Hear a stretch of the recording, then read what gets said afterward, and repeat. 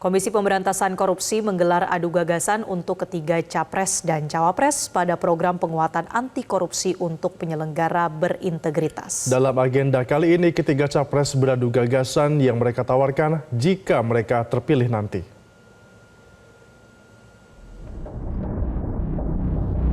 Komisi Pemberantasan Korupsi menggelar adu gagasan untuk ketiga capres dan cawapres pada program penguatan anti korupsi untuk penyelenggara berintegritas.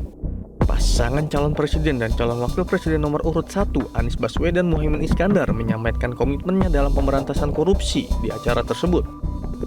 Salah satu gagasan yang Anies dan Muhaimin sampaikan adalah mengembalikan kepercayaan publik terhadap Komisi Pemberantasan Korupsi.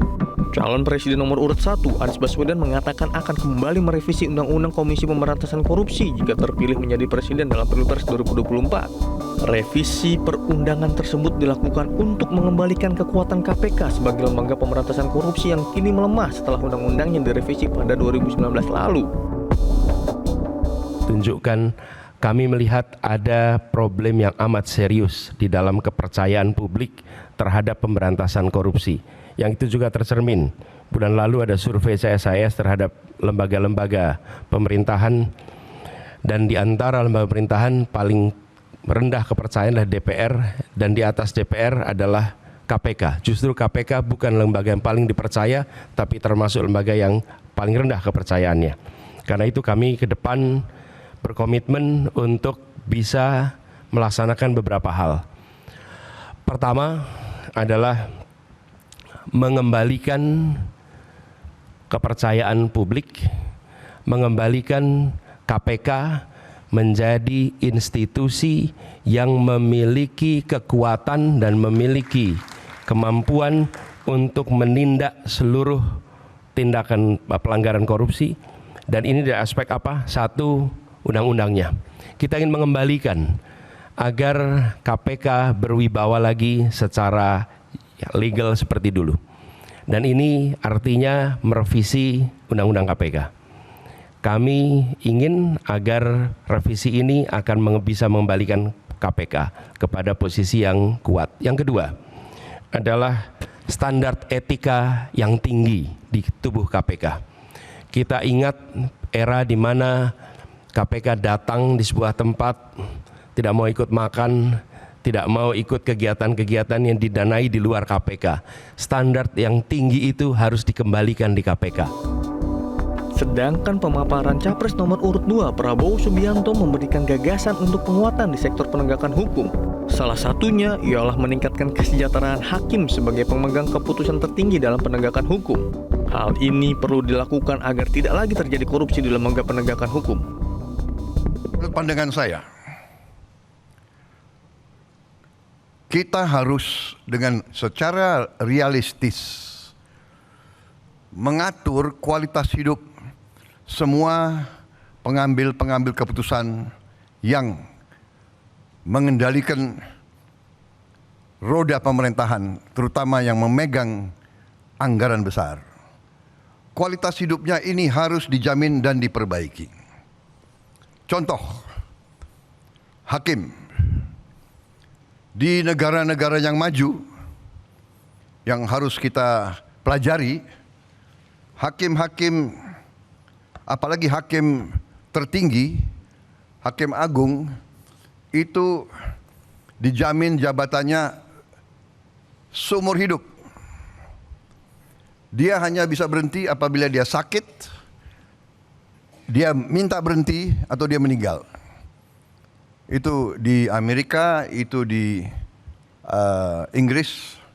Kemudian Ketua Mahkamah Agung adalah pejabat negara yang gajinya tertinggi. Kediaman resminya lebih besar atau lebih besar dari Perdana Menteri.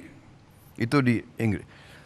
Hakim-hakim itu dijamin penghasilannya begitu besar sehingga bisa dikatakan dia tidak ada insentif untuk korupsi sama sekali.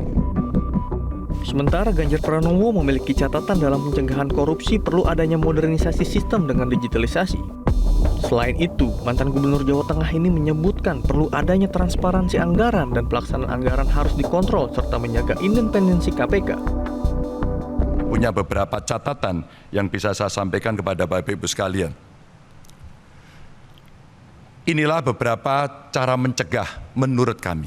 Yang pertama, digitalisasi sistem keuangan, dan dengan cara digitalisasi sebenarnya penghematan bisa dilakukan.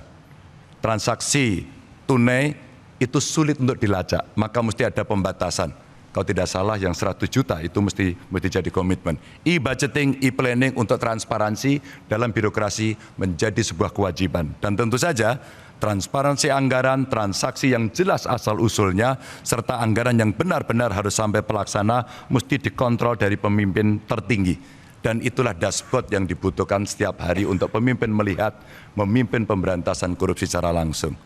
Maka penguatan kelembagaan bisa dilakukan dengan, kalau tadi disampaikan Pak Gufron, koordinasi di antara kelembagaan yang ada dari APH. Kewenangan penuh untuk investigasi yang mengembalikan independensi KPK. Dan ketika KPK independen, maka menjaga independensi dan integritas oleh aparatur di KPK itu penting. Tidak untuk bisa diintervensi oleh siapapun. Dalam acara yang digelar KPK ini, Ketua KPK Nawawi Pomolango menyinggung soal kewenangan Presiden untuk memilih calon pemimpin KPK. Dalam acara ini, Ketua KPK Nawawi Pomolango menyinggung soal kewenangan Presiden untuk memilih calon pemimpin KPK yang diserahkan ke DPR RI. Selanjutnya, ia menegaskan Presiden harus benar-benar berkomitmen memilih calon pemimpin KPK yang berintegritas dan mempertimbangkan informasi yang disampaikan masyarakat terkait sosok calon pimpinan KPK tersebut. Penguatan kelembagaan Komisi Pemberantasan Korupsi. 5 orang pimpinan Komisi Pemberantasan Korupsi dan Dewan Pengawas akan dipilih melalui mekanisme yang sudah ditetapkan dalam Undang-Undang 19/2019. Presiden memiliki peran yang penting dalam proses pemilihan para kandidat calon pimpinan dan Dewan Pengawas KPK ke depannya. Kami minta agar Presiden berkomitmen untuk memilih dan menyerahkan ke Dewan Perwakilan Rakyat hanya kandidat yang cakap, yang secara teknis memiliki kompetensi yang tinggi dan terbukti integritasnya, rekam jejak calon, termasuk informasi yang disampaikan oleh kelompok masyarakat. Pilihan Presiden atas kandidat pimpinan Komisi Pemberantasan Korupsi dan Dewan Pengawas Komisi Pemberantasan Korupsi yang cakap, berintegritas, teruji, ini akan menunjukkan komitmen perkuatan terhadap lembaga Komisi Pemberantasan Korupsi ini. Tim Liputan, Metro TV. Jelajahi cara baru mendapatkan informasi. Download Metro TV Extend sekarang.